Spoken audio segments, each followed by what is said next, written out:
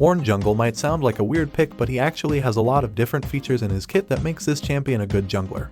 His clear speed is solid thanks to his flamethrower and the brittle that can easily be procced with the knockup, dealing even more damage. And you can be sure when you meet the enemy jungler at the first scuttle fight.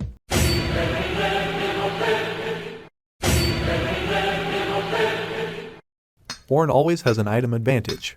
One of his major weaknesses would be the movement speed and the lack of mobility spell inside his kit, but that problem can be solved after the first clear thanks to the runes we take in his passive. And thanks to the upgrade mechanic and the tankinas, ORNN can always be useful for his team even when he has fallen behind. But that surely won't happen when you watch this guide carefully. At least I hope so. At the start of the game, ORNN is going to purchase the blue jungle egg, which will provide him with some movement speed he will desperately need during the mid-game. Otherwise they can just run away.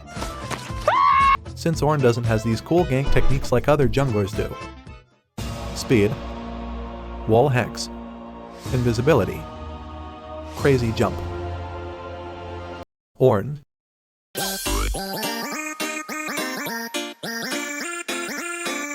This problem can be fixed with the purchase of one item and the use of one specific rune. But before we jump into that part of the game, we should talk about the jungle clear first. ORNN Jungle Clear pre-level 3 isn't that great, and you will experience several near-death experiences during your first jungle clear. But that doesn't mean that his clear speed sucks. When you execute everything correctly, you should be finished with your camps before the scuttle crab spawns. The first skill point you get should be invested into the W spell, which is an AoE flamethrower dealing a solid amount of damage. That's also the reason why we are starting our full clear on the red side, since this side has more multiple target camps. Before the red buff even spawns, you should make sure to position behind that thing with ORNN Jungle. The reason for this is quite simple. The W spell applies a brittle stack upon the enemy when you hit them with the last flame. That stack can be consumed when ORNN auto-attack the marked target, dealing a huge amount of additional damage and knocking the red buff back. This is the reason why you should stay behind the camp, since you are knocking it into the direction of your further clear path. After that, ORNN should continue his jungle clear journey towards the Krugs and put his next skill point into the Q spell. This spell doesn't deal that much damage, but it is also capable to hit several targets. Make sure to use the flamethrower next in order to apply these brittle stacks again, and auto-attack both Krugs right away in order to get that additional damage. Smite the big one and you should already be finished with this camp. Now ORNN should walk away, forcing the small Krugs to line up in a perfect line, which allows you to clear them instantly with his Q spell. Now ORNN should head towards the raptors right away and start the camp by auto-attacking the first bird. This will make the other ones aggro on you as well, allowing ORNN to hit all of them with his fire and turning the jungle camp into a KFC bucket. Make sure to proc the brittle stack again and try to hit as many of them with the Q spell. At the end of this camp, ORNN should unlock his last ability called Seeing Charge, which is a dash that can knock up enemy champions, minions, and jungle camps when you hit it on terrain. That can easily be done since the jungle consists of a lot of walls ORNN can slam into. But CVK, why should I waste a skill point on an ability that only deals a small amount of damage when I can just put a second one into my personal flamethrower? Simple. Because the E spell can proc the brittle stacks as well. So now you deal way more damage towards a camp when you use the W into E combo, and you don't have to auto-attack every single one of them. In order to make it easier to knock all these morons up, ORNN should create a pillar in the middle of the camp, just in case to prevent something stupid from happening.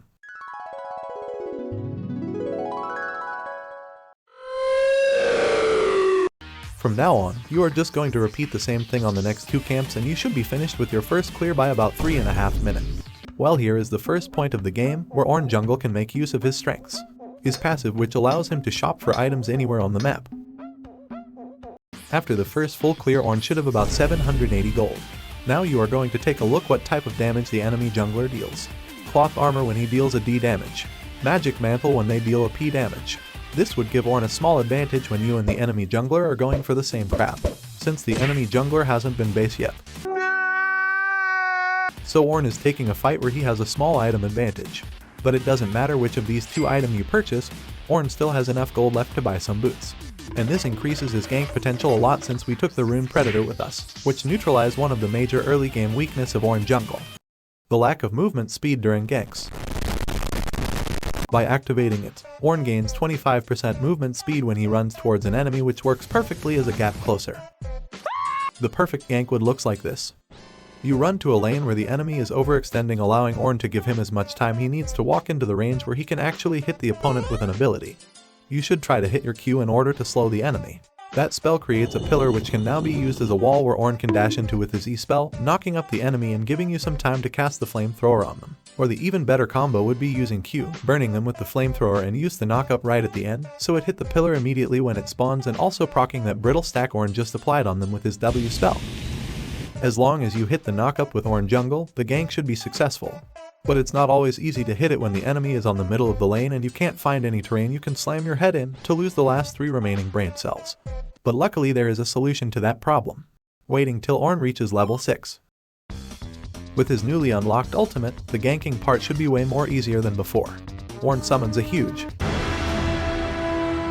whatever that is, which slows the enemy when passing through them, and by recasting it when it is right on him, Ornn sends it back and it knocks everything up standing in his way, giving you and your teammates time to catch up, and Ornn can easily set up his CC chain, allowing us to burst them down.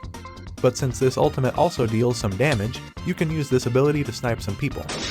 This ability is mainly useful during teamfights since you can interrupt them while they are setting up some kind of stupid combo and buy enough time for your teammates to get rid of them. But did you already know that it can also be used during 1v1 fights?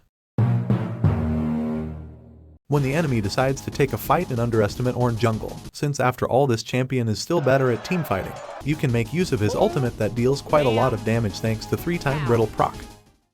When Ornn is standing right next to his opponent, he's right behind me, isn't he? He can summon his pet for help, which applies a brittle stack when passing through an enemy, and it gets instantly procced when Ornn recasts his ultimate through him again, applying another brittle stack as well, which you can also proc, and by using the flamethrower at the end you can proc that thing again, dealing a ridiculous amount of damage in such a short time. But when you can't make use of Ornn's ultimate, these 1v1 fights are going to take for ages. But the main focus of ORNN Jungle should be farming these camps. Since he is a late game champion after all, and at the end of his full clear, he can just buy an item from wherever he wants and it gets delivered in a matter of seconds. So Ornn has the advantage to join fights or starting ganks with an item advantage. Late game team fights is the time where Ornn really gets useful, and it doesn't differ a lot from his usual playstyle. With his ultimate you have the potential to turn team fights completely into your own favor by hitting several enemies with it, and by casting it inside the jungle, your opponent has no space to dodge that thing by any chance. There are also a lot of walls where can slam his head into in order to proc those brittle stacks, just to name several advantages of picking Ornn inside the jungle. Last but not least, Ornn becomes a very tanky champion like he used to be, and from level 13 on you can upgrade your mythic item, and with every level you gain, Ornn can also upgrade the mythic of one additional teammate. Here are the build and runes for ORNN Jungle. But if you want to see a jungle being played on support role instead, where she can poke down the enemy with ease, one-shot them in an instant and collect kills by tower diving her opponent without any risks, click on this video right here.